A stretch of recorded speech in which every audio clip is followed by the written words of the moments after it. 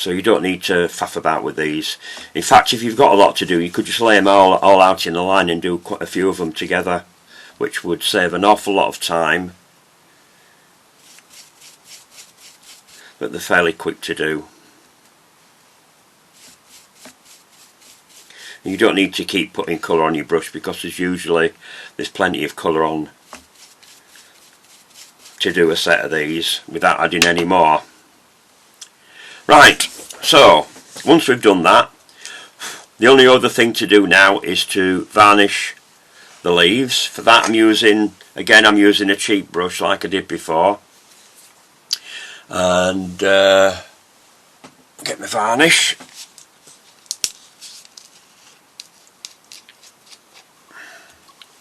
And then just move that. Where's my remote? Just zoom out a little bit so you can see what I'm doing. I'm only just getting used to this, using the remote for this. So then just go straight all over the top of the leaves like that, and just set that to one side to dry. These will be dry by the time I want to start assembling things, and I've already got some done, so we've got plenty of time to get onto that.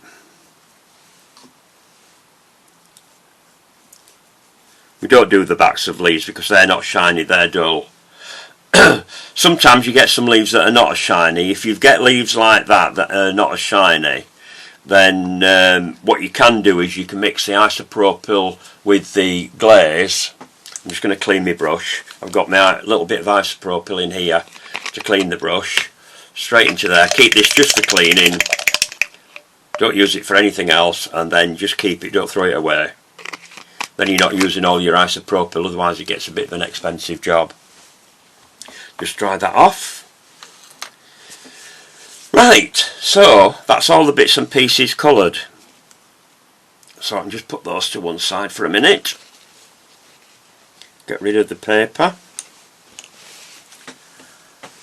And now I'm going to put the flower together. So you can start off with your pistil straight away. So you want your petals.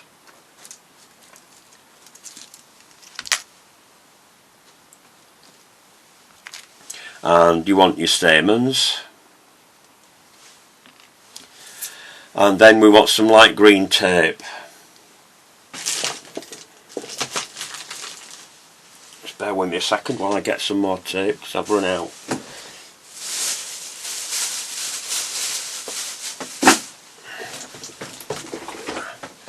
Right,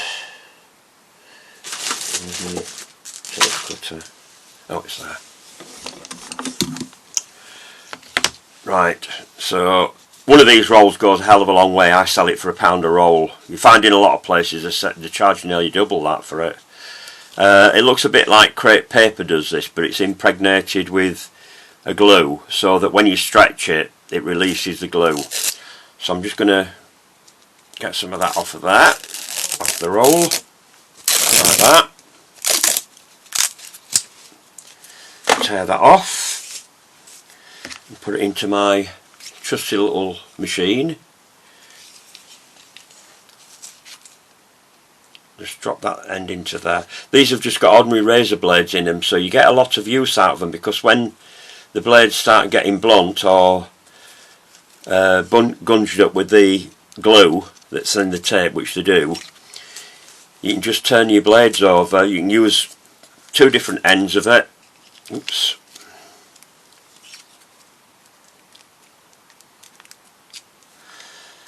I haven't got myself enough out to get hold of there. There we are, that's better. Right, so all you do is just pull like that, and your tape is cut into two, ready to put all your bits and pieces together. So I'm just going to turn that up a bit so you can see. Sorry about that, my camera went off again. So I'm assembling the flower together. So I'm starting off with the stamens. So you put your stamen, put it into one of the grooves if you can. Don't worry if it moves around, you can readjust it. Twist between your finger and your thumb, then start putting all your other stamens in. Doesn't matter which order they go in, as long as you get them all more or less at the same level. And basically what you're aiming for is what looks like an umbrella spoke. So your framework for your umbrella to go on. As I say, it doesn't matter if you don't get them just in the right position at the first time, but you can adjust them once you've taped them in. I don't know how much of that you missed, so I won't know until I look back at it to see what I've done.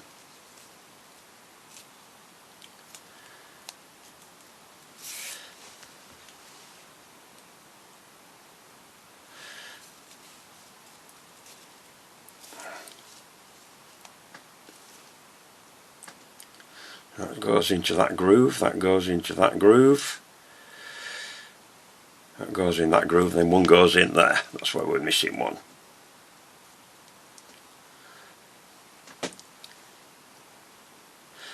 So as a rule of thumb with lilies, it's one stamen, one petal. So if you've got 6 petals, then it's 6 stamens.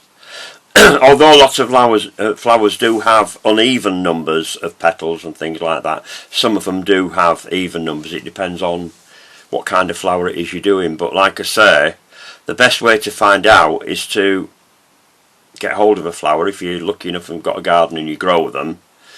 Mine aren't in flower yet, so I can't show you a real one, but I have got some in the garden. Right, so that's your stamens in. So I'm going to go back. I've already taped all the way down so that the stamens don't move around when I start putting the petals in. Start your tape off again and start putting your petals in. Now your wide ones go in first, so get your petal, bend your wire down slightly, pop your petal in. Ideally, if you can, they should be facing a stamen, so it'd be every other stamen for your wide petals.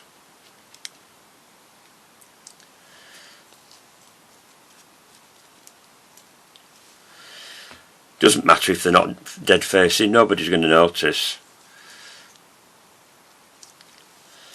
And like I said before, if anybody criticises your work, tell them to do it. There we are.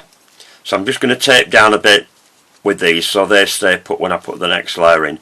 The reason for that is because this is a bit sticky, so it helps your wires to stay in place when you're adding your other petals. So now your narrow petals now go in between and behind the wide petals. I know it sounds as though it doesn't make sense, but that's how they grow.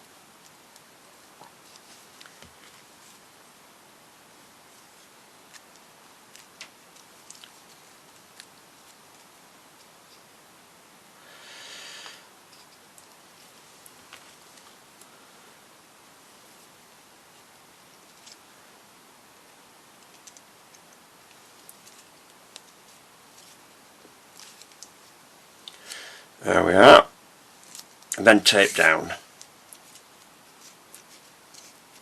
The reason I'm using half width tape is because I don't want it to be too bulky around the stem.